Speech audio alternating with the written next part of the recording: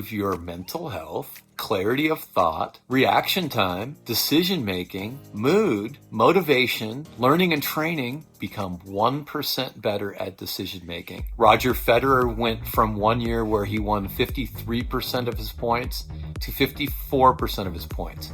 He won twice as many tournaments and 3 times as much prize money. I'm Bill Patton. I'm a sports neuroscientist specializing in tennis. This month, I'll be speaking to 700 elite high school athletes all across North America who are intent on becoming college athletes. My Bachelor of Science is in industrial psychology, and I've written a master's in education. Written 12 books, including The Athlete-Centered Coach, Visual Training for Tennis, and The Art of Coaching High School Tennis. Currently, I'm pursuing a certificate from Harvard Extension in the fundamentals of neuroscience. But for many years, I've been studying the brain informally, watching TED Talks, and reading the latest research. There's been a lot of interest lately in mental health, and yet we don't really think about looking inside the brain to see what's going on in there. I want you to make a commitment right now to have the healthiest brain that you can have, because it stands to reason that if your brain's healthier, then you're more likely to be more mentally healthy. The supercomputer is the most awesome gift, an amazing creation. The psalmist said, "I praise you, for I am fearfully and wonderfully made." The brain is perhaps the most complicated thing that's ever been created. It's the most complicated machinery in the known universe. There are more electrical and chemical connections than stars in the sky in your brain. It peaks in ability at about age 25, and it begins to wane at age 40. But we can reach higher peaks, and we can also mitigate the rapid decline if we take very good care of this amazing gift that we've been given. An onboard supercomputer in our head. Perhaps the most important thing you do in your life is sleep, because you need rest and recovery. Winston Churchill famously said, "Fatigue makes cowards of us all." One of my hardest working team, they weren't particularly talented physically with a ton of athleticism, but they had this work ethic that was just amazing. Long story short, we were scheduled to have a very difficult day on the court, but I noticed that the players weren't really looking too energetic. So instead, we made it an easy day, and we gave them a chance to recover. And as a result of that, then, we were able to win some very difficult, tight matches at the end and share in a championship when really our talent level didn't say that that was possible. If we had worked too hard and burned ourselves out, then that might have meant that we wouldn't have been able to win those difficult matches at the end. Sleep is maybe the most vital part of your recovery. I'm recovering from the brave thought that sleep is for inferior people. In reality, it's for people who don't want to die. And sadly, 9 a.m. is the most common time that people have heart attacks. And the 2 most common things that precede that are a bad night's sleep and a fatty meal. Sleep is really a vital part of protection. But now let's go the other way and talk about sleep as a high performance enhancing action. In your light sleep, that's when you let go of the stress of the day. You have muscular relaxation, which you desperately need if you've been working really hard. Then rapid eye movement, your REM sleep, that's where you process the lessons of the day. So if you're learning a new stroke, if you're learning a new pattern, your REM sleep is when that consolidates in your brain, and you can speed up your ability to improve by sleeping well. Deep sleep is when your brain dumps the toxins that have built up over the day. If you don't, then that's when you're going to get that brain fog feeling. Dump the toxins and eliminate those and start fresh the next day. Very important to go through and get good sleep all night long. Here are some quick pictures with the amount of ideal sleep that each of these people say that they get. So take a look at that. And then here's a chart of my own recovery. I will give you a 20-minute consultation on how to get better sleep. you'll see that ever since January, I've been taking my sleep very seriously, and it's gone from that level to that level to now this level, and I'm having a lot more nights where I'm sleeping over 7 hours. So here are some quick tips to sleep better. Track your sleep with tech. So wearable tech plus a smartphone can really go a long way. Cool your room to 65 degrees Fahrenheit or 18 Celsius. Get in bed about 30 minutes before you really want to sleep. Don't have any caffeine after 2 o'clock. Less caffeine means more sleep, means less need for caffeine. So don't get stuck in that cycle like I was. Because you didn't sleep, then you drink more coffee and then you have a hard time sleeping. Establish some routines before bed, things that you do, this, that, and then you go to bed. Have a notebook next to your nightstand, because what then can happen is if you're having a thought that's plaguing you, you can write it down and get it out of the way. If you're trying to sleep and you're awake for more than 20 minutes, then get up and maybe do some reading, listen to some soothing music, do something that's going to relax you. Waking up in the middle of the night is actually normal, so don't get disturbed if your eyes pop open and you see that it's 3:18 a.m. Just close your eyes back again and go right back to sleep. And if you don't immediately go back to sleep, then do some deep breathing. If it's the 20-minute rule, you're awake for 20 minutes, then get up and do something relaxing. Have a drink of water. Practice deep breathing. This can be also a very good thing to help you get relaxed and give your nerves the oxygen they need to operate smoothly. Some time of prayer or meditation to get the things that on your mind dealt with. Taking a little bit of magnesium can be a good thing. Don't take too much. And I will caution you that if you're going to use melatonin, that you really ought to seek a doctor's advice and make sure that you have a dosage that's exactly right for you. Because if you take too much of it, one of the side effects is it can actually make you hyper, which is probably not what you want to have happen. So think of your brain as a battery that needs to be recharged. And if you do all these things, you're going to have a better night's sleep, and you're going to go and start your day at 100% the next day instead of 50%. Think of your brain like a manufacturing plant, okay? You need power supply. You need your tools to be sharp. You need workspaces to be clean and safe. That's how you want your brain. You want it to be all ready to go. Abraham Lincoln said this: if I had 6 hours to cut down a tree, I would spend 4 hours sharpening my saw. Your brain is like that tool. It's like a laser. Your brain consumes 1/5 to 1/3 of all of your calories. So if you're doing more brain heavy work with new learning, then your brain might be using up 1/3 of your calories. And you want those calories to be nutritious things that are good for you. Even when you're having a light day, your brain is still using 20% of your energy.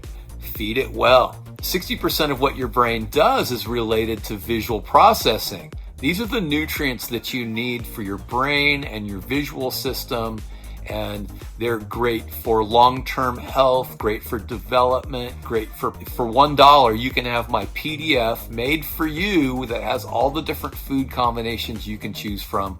Now, I am not a licensed nutritionist, and if you have a food allergy, then you have to be careful about what you're consuming, obviously. But there are enough choices in there that even if you have a food allergy, you have other alternatives that you can look at. Finally, your brain, being a battery, needs moisture to conduct and to transfer chemicals. So when you're going to have this chemical dump from your deep sleep, then you need to be hydrated enough for that to happen really well. The choice is yours. How are you going to do that? Now let's talk about the mind-body connection. There are 3 great debates in psychology and philosophy: nature versus nurture. What comes first, thoughts or feelings? Do changes in your body happen, or do thoughts and feelings change first? So I take a both and approach because either one can really happen. And your heart talks to your brain. Your gut talks to your heart. Your brain largely ignores both of them. But if we look at nature and we say that's the wiring of your brain, that's the genetics of who you are. Your environment shapes who you become from that. The way you think can govern the way you feel, and your feelings can govern the way you thought. What we can do, we can actually tell our heart to calm down and slow down, and we can do physical things to change how we're feeling by breathing, and that can change our mood. An example of this is a story of a player who had been struggling with some mental health issues, and she won an easy first set, 6-love, and then her opponent began to get very determined. My player maybe started cruising a little bit, and now they're playing even, and all of a sudden my player got into a panic because she wasn't expecting the match to be close. She just thought she was going to win 6-0, 6-0. Her brother came to watch the match. He had his fingers in the cyclone fence and getting eye contact with her. And so she's really not doing well. And so I asked her, what's happening? And she started crying, and she said, all of my problems are right here with me right now. So I went to her brother and I asked him to please stand a little further over into the shade and to also not get eye contact with her. Then I spoke to the young lady and I said, okay, look, you don't have to solve all of your problems right now. I think that was helpful. And then also 2 more things. It's your thinking and your breathing that's going to get you through this. So think about what it is that you want to accomplish right now. You want to play well, and you want to play well enough to win. And then if you take a deep breath in between every point, then you're going to help yourself calm down. Well, as it turned out, she lost the second set, even though she was slowly changing her mindset in the match. They went into a third set, a 10-point tiebreaker, and at one point when they switched, it was 1-5. It was a team match, so my attention had to be elsewhere, and I'm not able to coach during a tiebreaker. So then they switched again, and I thought, oh, well, it's still going, so that's good news. And I later found out that when they switched again, it was 5-7. Every time I looked over, it looked like my player was losing the point. So I thought, she's going to lose any moment now.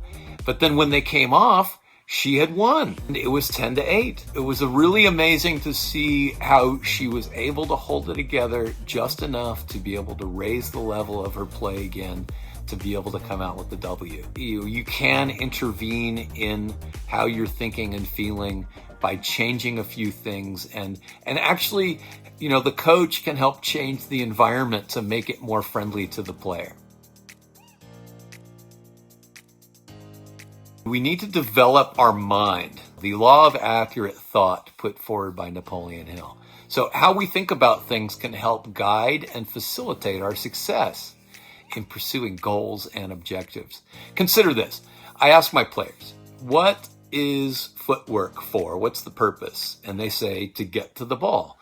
Well, that's too simple of an answer, because in reality, the goal of footwork is to get to a place where you are on balance with the ball in an ideal part of your strings, with posture that allows you to deliver the most efficient shot. More accurate thinking about how to do that is helpful. There's another word that people use a lot, and the word is consistency.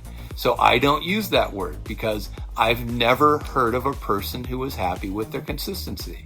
So why would we use that if it makes people miserable? We might mean make more shots. We might mean miss less shots, but that's not how the player interprets it. They interpret it to mean never miss, and then they're going to be unhappy every time they do.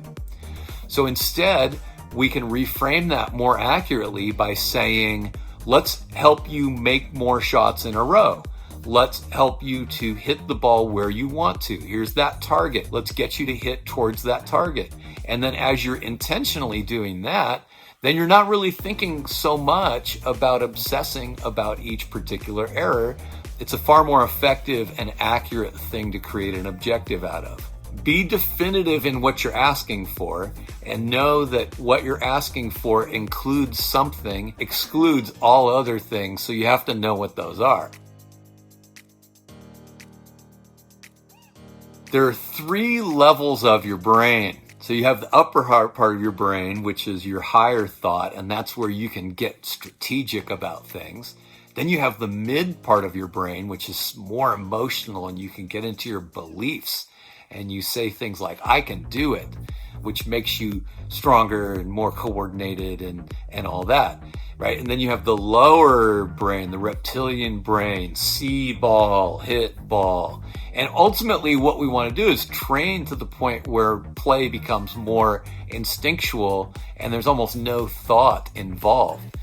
Think for a second about the Princess Bride movie and the villain Vicini who says, therefore you, knowing I am not a fool, would clearly not put the poison in front of yourself. But then the dread pirate Roberts has spent 6 months developing an immunity to iocane powder. So be the person who's inoculated themselves against these problems. The other person can be the one that succumbs to the poison. Move away from overthinking, change I can't to I can, because research shows that you will learn faster, you will be stronger and more coordinated. Morph your attitude from I have to do this to I get to do this. Destroy the word work and substitute play instead and make things playful and fun. Leave paralysis by analysis and go to awareness. Leave your mind, come to your senses. Forget what you don't want and remember what you do want. It's far more helpful to reproduce what it is you want to do than it is to obsess about what you're not doing. With a quick caveat though, if there's a particular error that you make commonly, it's a good idea to identify what that is and then practice making the shot that it is that you want to replace that with. Obsessing about failure is not as helpful as focusing on success. IBM has the motto, think. Apple has the motto, think different. So think logically. There are two types of logic. One type of logic says sports are competition, and competition has winners and losers, and if you're a loser, you should try harder to be a winner because winners are better. And then there's another logic. A sport is a game. A game is something you play. Playing is supposed to be enjoyable. And yes, you can enjoy a mighty struggle.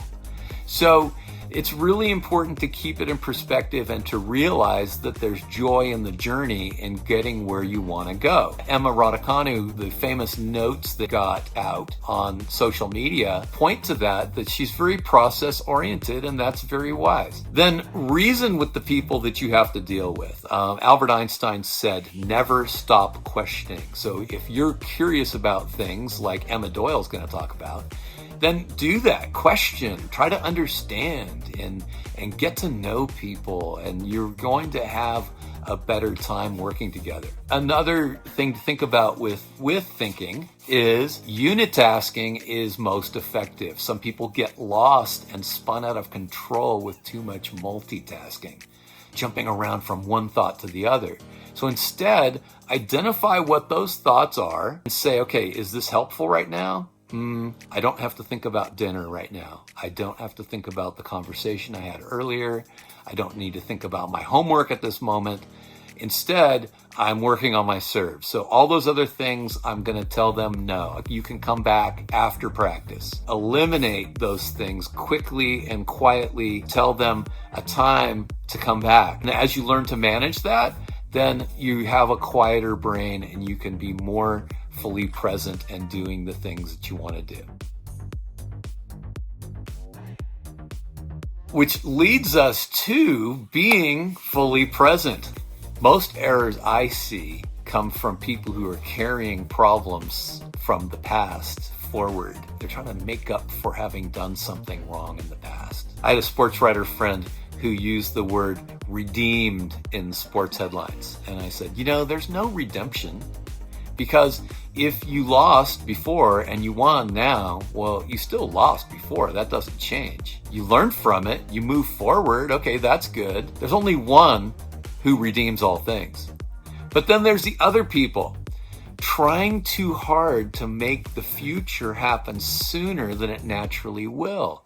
And so they tend to overwork and they get chronic injuries, or maybe they're unwilling to make a change because they're so hung up on the short-term results. Or maybe they're constantly making changes and they're trying to change their game too fast because they want to get there, but then they never really have a settled game that they're playing out of confidence. Some people take performance-enhancing drugs. And then another outshoot of that, the coaching carousel, because players can't accept a plateau. They think it's always got to be up and up and up. Instead, let your flowing present meet your absolute presence. And the only time you're ever going to get the work done is in the present moment. The flowing present goes like this. Now, now, now, now. Each of those nows was now at that time, but the first one came before the last one. I can't make the first one later. I can't carry it forward, and I can't push the other one farther back. Fully present, we are here present in this moment, and that's the only time we can get the work done. You can enter the zone that way. When you're fully paying attention to what you're doing right now, and you're not distracted by thoughts of past, future, or other than what you're doing. Pick one thing out of all those things and work on that, or make your list and come up with your comprehensive plan. I'm here to help. I'm Bill Patton, brainsports.coach. Visit now, leave a mark, get my offers, and I would love to work with you, and have a great rest of the conference. I hope that you use this talk to get the very most that you can from every other talk on the channel. And thank you to Fernando Segal and the TBD team for putting this on. It's an amazing conference, and I'm honored to be a part of it. Thank you very much.